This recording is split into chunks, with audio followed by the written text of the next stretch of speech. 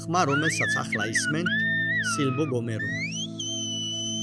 უნიკალური საკომუნიკაციო სისტემა, რომელიც ლა გომერას პატარა მთიან კუნძულზეა გავრცელებული.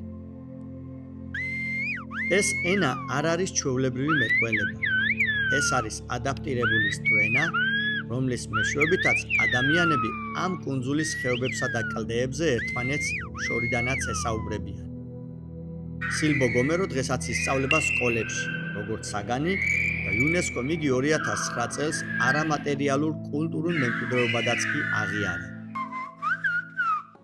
ავტონომია, რომელსაც დავახასიათებ, სავსეა სილბო გომეროს მსგავსი საინტერესო ფაქტებით, რომლებიც მას სხვა რეგიონებისაგან მკვეთრად გამოარჩევს.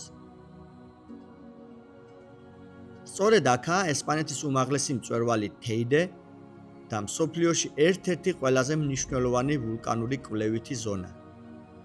მისი მყარი ლავური უდაბნო ნასამ მარსის პირობების სიმულაციებისთვისაც კი გამოიყენა. ეს ადგილი საუკეთესოა ვარსკვლავთმცოდნეობისთვისაც. აქ მუშაობს მსოფლიოს მრავალი ქვეყანა უმაღლესი კლასის ტელესკოპებით.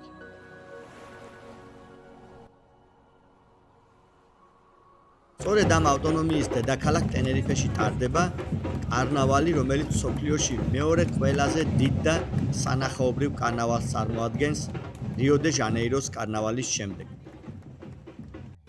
აქ ერთი დღეც კი საკმარისია ტროპიკული ტყიდან ვულკანურ უდაბნოში გადასასვლელად, ხოლო გვალვიანი ლანზაროტე და სუბტროპიკული ტენერიფე ვიდასტურებენ, რომ თითოეულ კუნძულს თავისი კლიმატი და ხასიათი აქვს.